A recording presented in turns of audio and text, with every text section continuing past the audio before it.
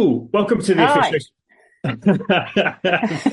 Welcome to the Official Spotlight podcast. My name is Simon Lipscomb, and thank you very much for listening. Today, I get to speak to another inspiring leader within our profession, namely Sarah Collecott. Sarah's a commercial specialist within the Home Office, where she has the specific area of responsibility for the migration and borders portfolio. Sarah's been at the Home Office in different commercial roles for around about the last 18 years or so, I think. Sarah can correct me if that's wrong. Prior to that, has worked in the private sector at the Kelly Group specifically. So, Sarah, thank you so much for joining me today. Really excited about this conversation. Lots of things I want to cover, and I think we're going to focus on resilience and lots of topics that we haven't actually tackled on the podcast before. But probably before we start, the audience for the podcast is quite international. So I'm sure for people in the UK, certainly the name Home Office will be familiar. But could we start with, just from your perspective, just a brief summary of the Home Office as an organisation, and then perhaps specifically your area of portfolio within that broader organisation? Yeah, I'll give it a go. So for an international audience, that's quite an ask, isn't it? The government of the day, obviously, is fairly topical. That must be around the world, to be honest. And the Home Office is right in the centre of the Prime Minister's priorities at the moment, because the Home Office, and I mean, generally the Home Office is pretty high from a departmental perspective, is pretty high on the list of those departments that get a lot of attention, because the Home Office covers areas like police and fire, but also immigration and enforcement and homeland security and all sorts of other areas across the Home Office. Within the Home Office, we split into customer, which is the passports and visas area, and into an area that's operationally delivering the missions. So that's things like border force, immigration enforcement, and the small boats operational commands. And that missions part is the area that I support from a commercial perspective, me and my teams. Fantastic.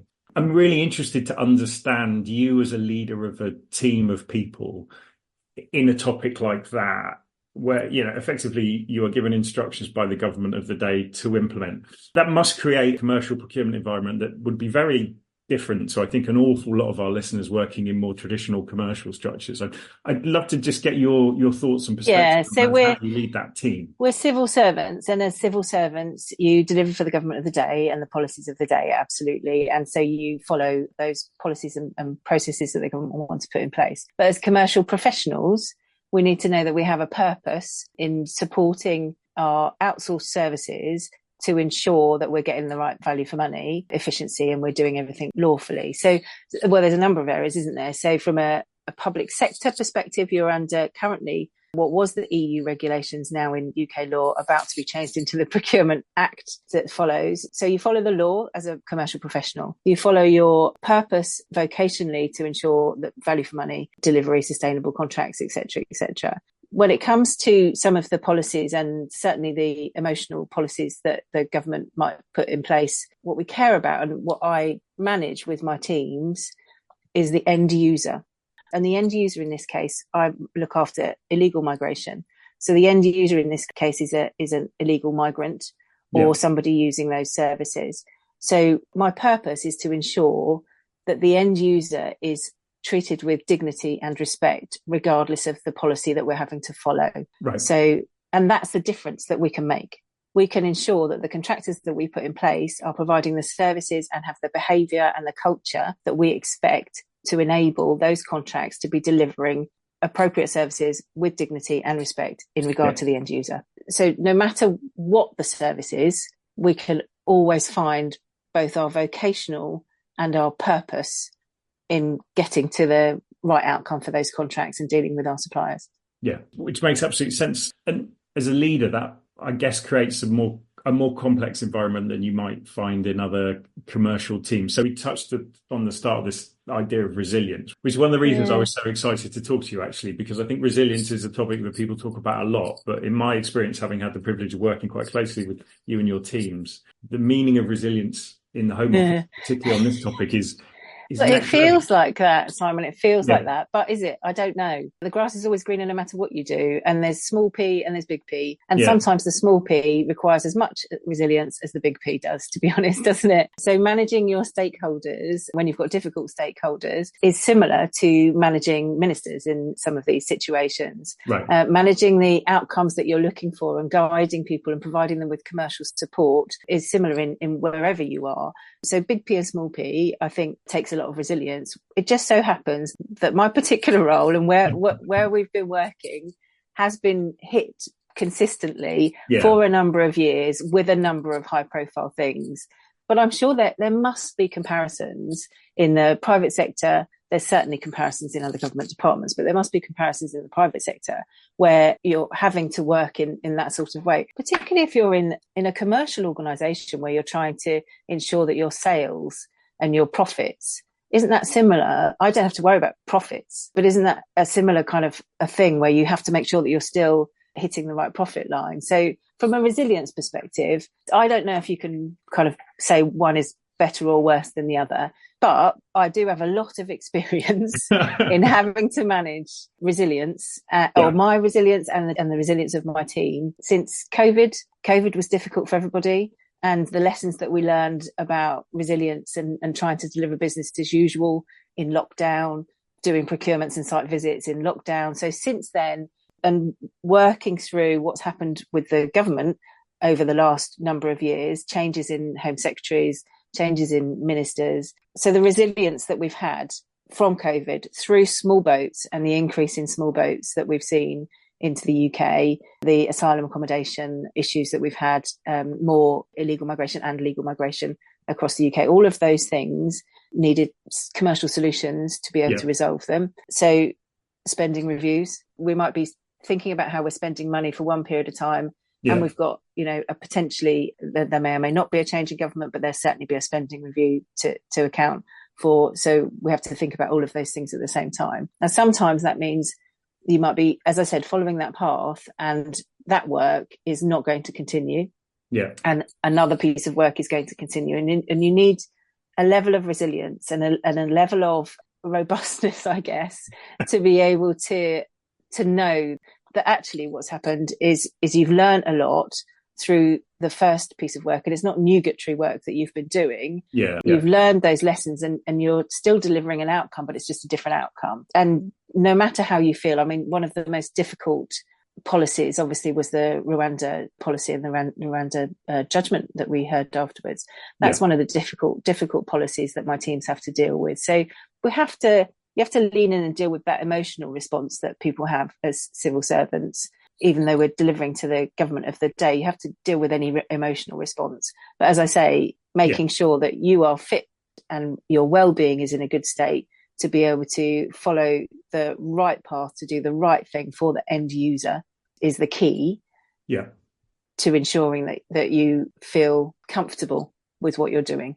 So there's a lot that goes on and has gone on in the last few years that has meant my examples of resilience are many. Yes. Yeah. And it's interesting you make the point around the corporate and the profit and loss. Again, I wouldn't profess to understand your world, but having had a small window on it, there's a few things that seem to me to be partly it's the human nature of the topic that you're dealing with. And I think that spins into some quite interesting thoughts about, as you say, well-being and mental health. But equally, again, just my perspective, but I'm always in admiration of anyone that works in public service and public sector, particularly in these difficult topics, not least of which because it genuinely feels that you can't win, right? In your profit and loss example, you can do certain things and it's very clear you're making you're not making money. I think with your topic, it feels to me complex because it is quite polarizing in opinions, and whatever you do as a team and then as anyone, someone will have a different view that it's wrong.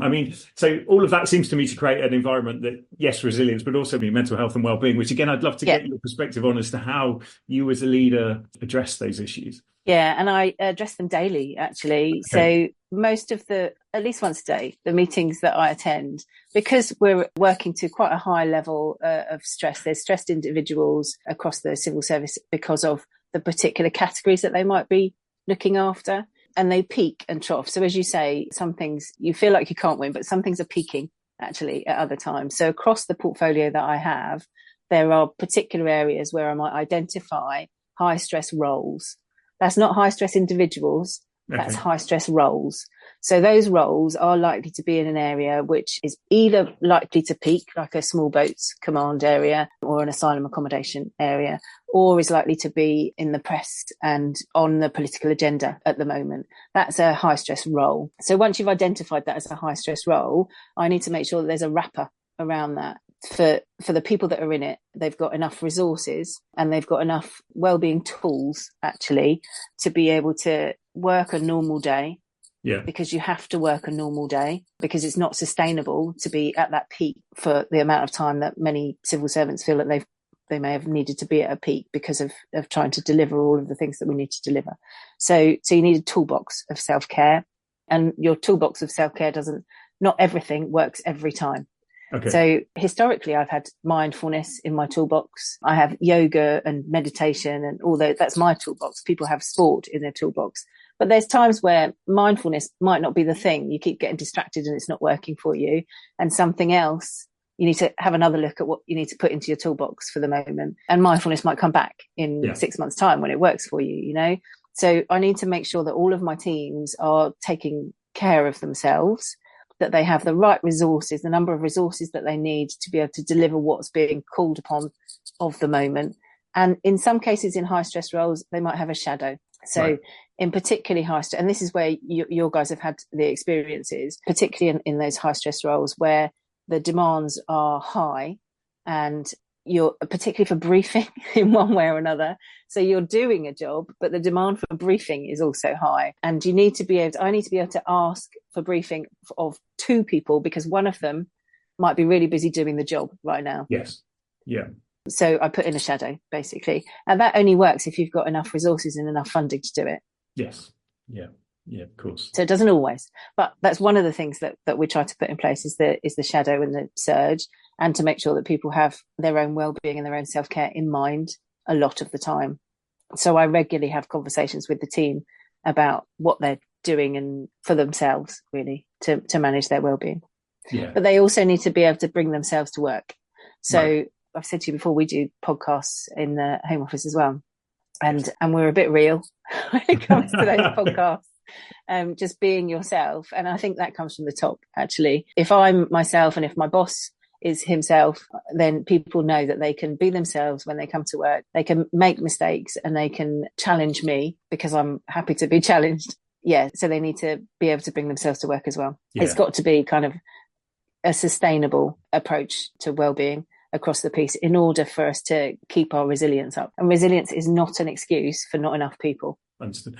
And Sarah, I always find government a constantly evolving environment for the reasons you said, like Home Office specifically, you're subject to all of these different headwinds that are changing all the time. As you say, looking at election, could have a completely new set of bosses. So all of those kind of complexities combined with this idea of what does success look like? Again, I'm interested, how do you keep people kind of motivated? Is it the love of public service and doing good and for your end users that drives people?